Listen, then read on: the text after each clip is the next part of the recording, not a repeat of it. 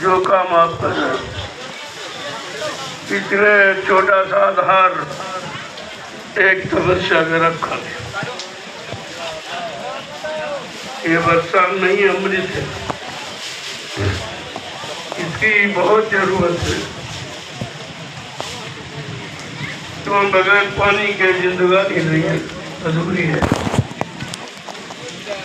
और ये वर्षा झोला हमें दे दे, पानी तो बंद है।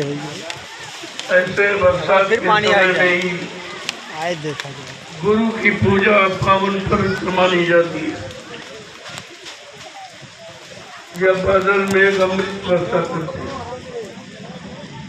उस जल से गुरु की पूजा।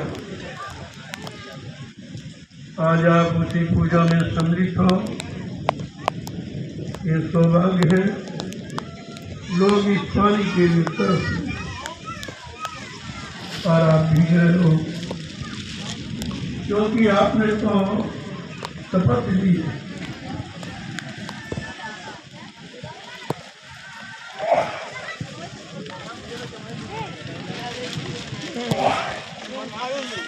आपने शपथ खाई है कि चाहे अग्नि में गिरना पड़े, चाहे पानी में भीगना पड़े, देश से छोड़ निकलना पड़े, चाहे ध्यान गुरु के चरणों, गुरु के चरणों का ध्यान इतना महत्वपूर्ण है कि उसके लिए हमें कुछ भी करना पड़े। अभी तो आप थोड़ा सा भीग रहे हो।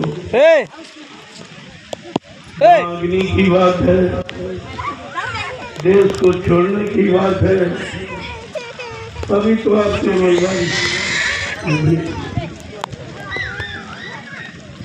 वर्षा हो रही प्रेम की, भीगेंगे हम सब। ये गुरु के प्रेम की वर्षा। आओ हमारे साथ से पकड़ के रखो, आओ ना, मुंडी पकड़ के रखो, हमारे साथ रहो, काम लगेगा।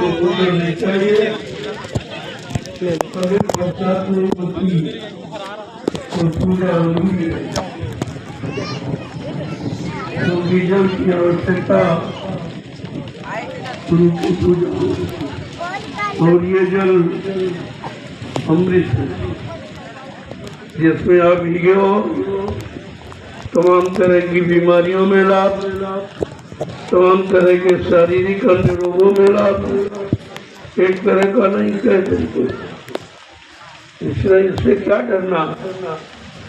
आपने तो संकल्प लिया है, चले तूफान आंधी उन्हें से ओढ़ लेना है, चलाकर धर्म का दीपक जगत को ज्योति देना है।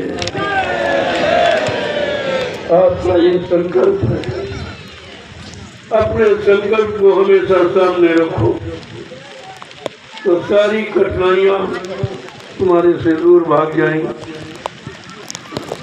ये तो बारिश का समय ही है, इतनी गर्मी थी आप बैठ नहीं सकते, इतनी उमस थी कि आप यहाँ बैठ नहीं सकते। ऊपर से सूर्य की तपन और नीचे धरती की उमस थी, आपका बैठना बड़ा मुश्किल था।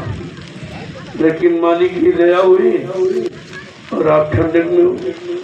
एकदम परिवर्तन देखिए, गर्मी से सर्दी, इसी तरह से समय का परिवर्तन हो जाएगा और लोग ताजुब करेंगे ये कैसे हो गया, आज ये कैसे हो गया। तुम्हारे सामने है, इतनी बारी गर्मी भीतर थी, इतनी उम्र थी कि हम बैठना रुकना मुश्किल था अगर धूप होती, लेकिन नहीं। आज संदेश का प्रारंभिक दिन है, इसलिए थोड़ा सा भिगो कर, थोड़ा सा मुया लगाकर, थोड़े से आपको ठंडक में लाकर संदेश का शुभारंभ किया गया। ये गुरु पूजा का पावन पर्व सारे हिंदुस्तान में बड़े हर्षोल्लास के साथ मनाया।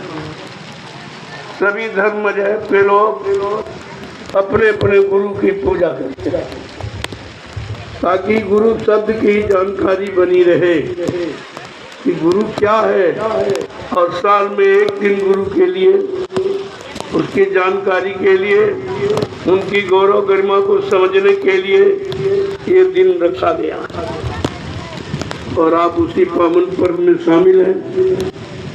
ये तो गुरु पूजा की बात है, लेकिन आज कलयुग में आप सदगुरु की पूजा में हैं। कितना महत्वपूर्ण है सदगुरु की पूजा। ये बड़े भाग्यशाली जीव को मिलती है।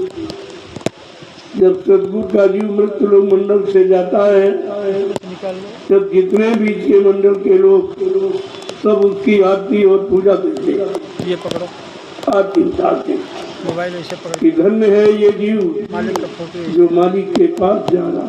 अरे उधर नहीं, यहाँ पकड़ो। वो पश्चाताप करते हैं कि हमने लोक का आनंद तो मिल रहा, लेकिन जीवात्मा का उद्धार नहीं हो रहा, अब मालिक का दर्शन दीदार नहीं हो रहा। इसके लिए वो पश्चाताप करते हैं। चाहे ब्रह्मा जी ब्रह्मलोक के हो, चाहे विष्णु जी विष्णुलोक के हो, चाहे शिव जी शिवलोक के हो, चाहे राम जी साकेत लोक के हो, चाहे कृष्ण जी गोलोक को हो, चाहे देवी देवता देवलोक के, सब पश्चाताप करते हुए चाहे कि हमें कब अवसर मिलेगा मानव जीवन के सौभाग्य का और मानव जीवन के जानकार वो संत महात्मा फकीर कब मिलेंगे, उनकी दया उनकी नाम की बरसात कब होगी। और आप उस वर्षा से भीग रहे हो, ये नाम की बरसात, ये देवदेव नाम में ही आप आए हो, उसी के लिए आए हो और ये वर्षा उसी को। इसे इतना भिगो कि अंदर बाहर सब ठंडक हो, सब शांत हो जाए, सारी गर्मी निकल जाए। इतना आपको भिगो दिया जाएगा और ये सब काम आपके धीरे धीरे ठीक हो। प्रेमियों, आज तो सत्संग का पहला दिन, मैं तो आज सबका दर्शन करने आ गया कि चलो दूर दराज से प्रेमी आए हैं, मैं मिलते जुलते आप तक आया। तो ये मेघ राजा खुश हो गए, अपनी बरसात करने लगे। देखा कि लोग बड़ी गर्मी में हैं, बड़ी उमस में हैं, बड़े परेशानी में हैं, तो उनकी देहात देखे एकदम गर्मी को ठंडक में बदल दिया। ये छोटा मोटा परिवर्तन, ये छोटा मोटा लाभ, ये छोटी मोटी दया पर हो रही है। तो इसलिए वक्त को समझो और वक्त से अपने आप को बदलो, तब तुम बदले हुए समय को देख सको। पहले आपको बदलना है, अपने आप को बदलना है, अपने आप में सुधार करना है और अपने आप में सब तरह से निर्मलता, पवित्रता और चरित्रता लानी है। तब तुम बदले हुए अच्छे समय को देख सकते। तो तुम देखना चाहते हो, खुद नहीं बदलोगे तो तुम्हें दिखाई नहीं देगा, वो बदला हुआ समय आपको दिखाई नहीं देगा।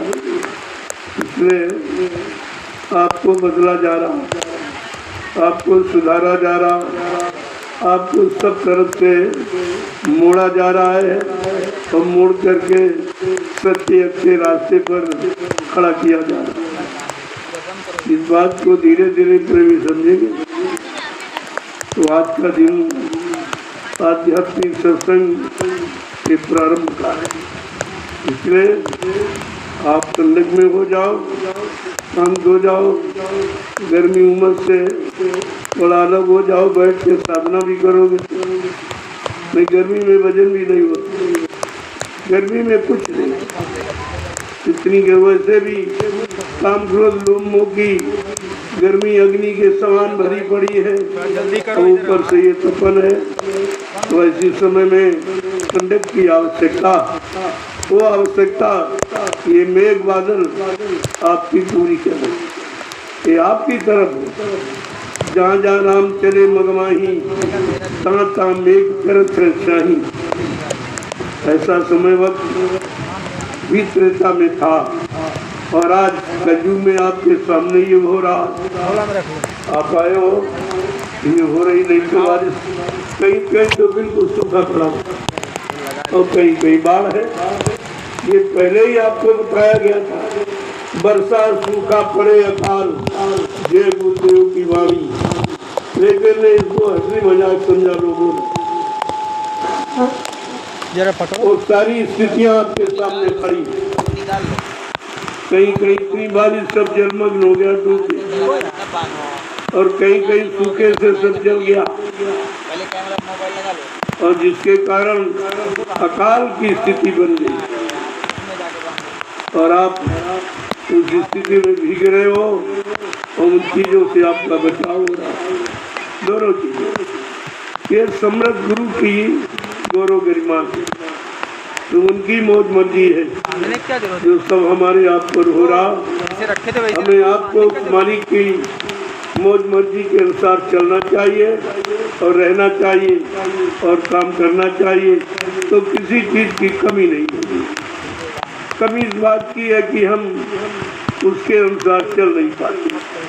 हम सब मन के मुताबिक चल रहे हैं, और आज से नहीं 3 युगों से आप मन का कहना मान रहे हैं, जिसके कारण ये जीवात्मा कितने युगों से बेचारी फंसी पड़ी आप नहीं जाने। ये मन की काली करतूत के कारण, क्योंकि जीवात्मा ने मन को साथी बना लिया। जब सतलोक मंडल से चली तो बीच में त्रिपुरी धाम है, ये मन का स्थान है। यहीं से उससे मन को साथी बना लिया और उससे मन से वादा किया, चलो हम तुम दोनों चलते हैं, नीचे के मंडलों को देखकर वापस आ जाएंगी और बिना तुमको साथ में वापस नहीं आऊंगी। बस ये इन बचनों में बन गई। और जब मानव शरीर में आई तो जीवात्मा जो दोनों आंखों के मध्य भाग में बना और मन नीचे उतर गया इंद्री भोगों में, और गंदा क्षणिक रस लेने लगा, और इतना गंदा यानी गंदगी में डूब गया कि सारी शक्ति को उसी में हवन कर शक्तिहीन हो गया। अब वो बैठी बेचारी जीवात्मा अपने मन साथी का इंतजार कर रही।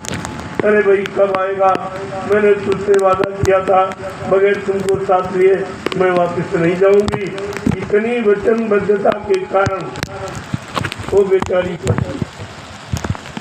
जो यानी सब तरह से बिल्कुल पाक था, लेकिन संग दोष के कारण मन को साथी बनाया और मन का संग दोष रही, जिसके कारण कितने युगों से ये जीवात्माएं भक्ति पड़ी। आज तक कोई ऐसा नहीं आया जो निकाल कर घर पहुंचाने का वादा करता। कबीर साहब से लेकर हजारों संत आए, लेकिन गुप्त रूप में आए। उन्होंने प्रकट में घूम घूम कर इस तरह नाम की बरसात नहीं की, नामदान नहीं दिया, और सबको इस तरह का संदेश घर घर दरवाजे